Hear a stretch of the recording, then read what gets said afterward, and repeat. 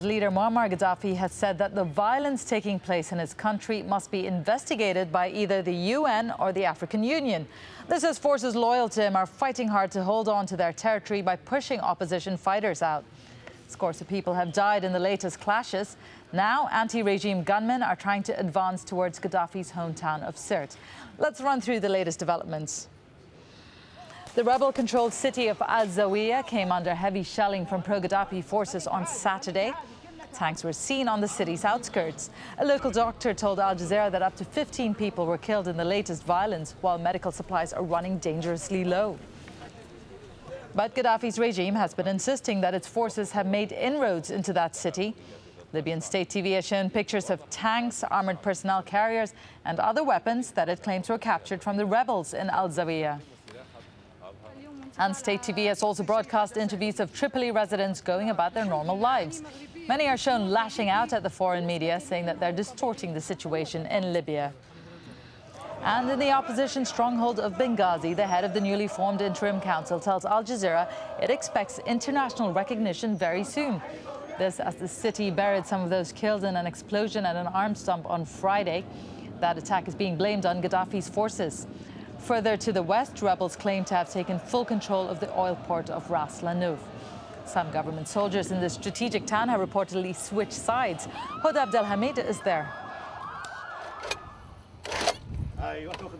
This is the newest checkpoint of the anti-Gaddafi forces as they continue their push towards the west of Libya.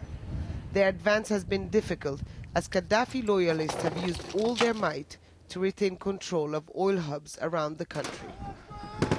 A deadly battle raged for hours in Ras Lanuf, a key oil terminal in the east.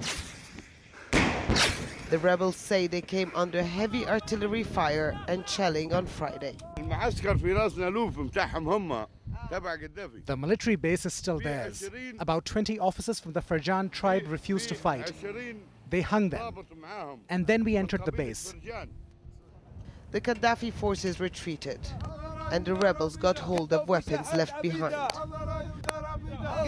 With more firepower, there's a belief that victory is drawing closer. It's a battle where every inch of territory is fought for. Now they're regrouping, and they say they're getting ready to head first to Sirte and then to Tripoli. The rebels enjoy the support of soldiers and commanders who have defected. They have taken the lead in the push. We're from the army. We're waiting for orders to move forward. The only condition to stop fighting is for Gaddafi to leave. The rebels have pushed the front line and hundreds continue to stream on the coastal road, vowing death or victory.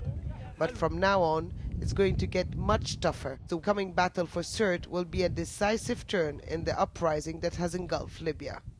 Huda Abdelhamid, AlJazeera, Ras Lanuf. Well, the leadership in Tripoli is painting a very different picture. It maintains AlJazeera is in its control. This video was provided by the Libyan regime. It's set to show Martyrs Square in AlJazeera on Friday, highlighting positions where it says protesters have artillery and weapons. A foreign ministry spokesman says forces have been told not to engage with the protesters in Ras Lanuf. We hope by tomorrow morning life will back to normal in Zawiya.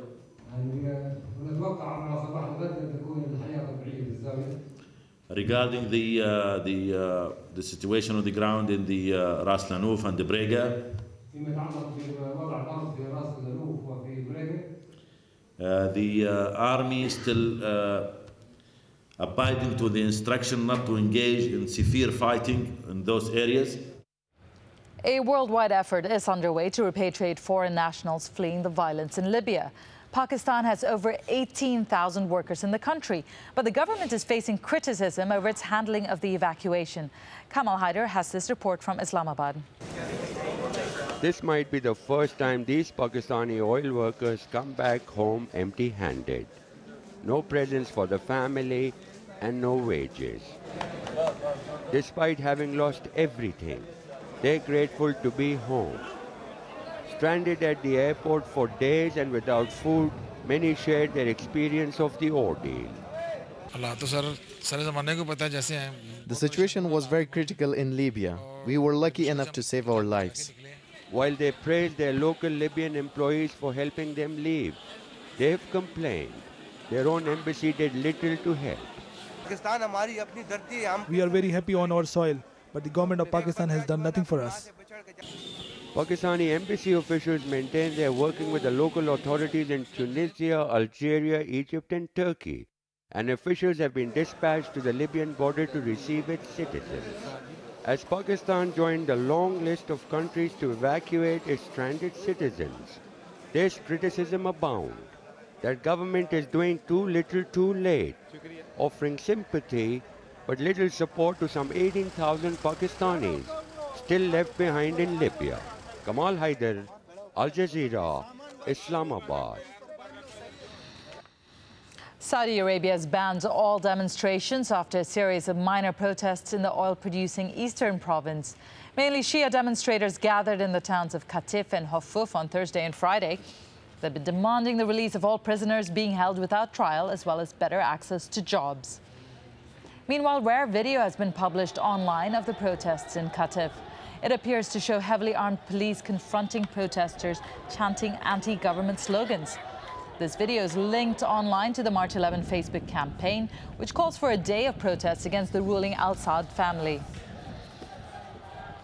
The Public Prosecutor Office in Egypt has received documents seized from the State Security Building in Nazar City in Cairo. The documents were taken by the protesters after they stormed the offices in the capital and also in Alexandria. The protesters allege the security officials were trying to get rid of evidence of human rights abuses committed by the former government. Ahmed Gamal is a pro-democracy activist who was at the State Security Building in the Nazar City suburb. He told me what happened in the building. I seen a lot of shredded paper in one of the one of the parks. When I went up, there was I see a document about gathering intelligence about foreign students studying in some other institute. Also, I seen some videos. One video about illicit meeting between someone from a royal family in some Arab country with some Egyptian businessman.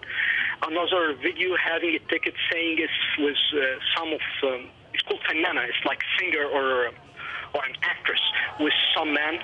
There was a lot of videotapes, a lot of cameras. I didn't see any prison cells, but there were two things I heard.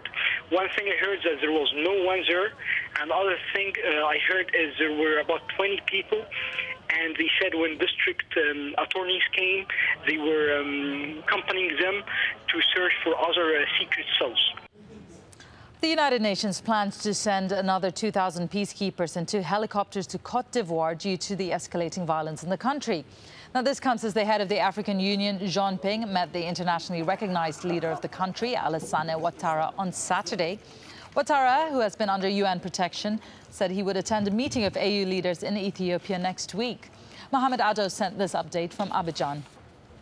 The chairman of the African Union Commission, John Ping, is in the country to try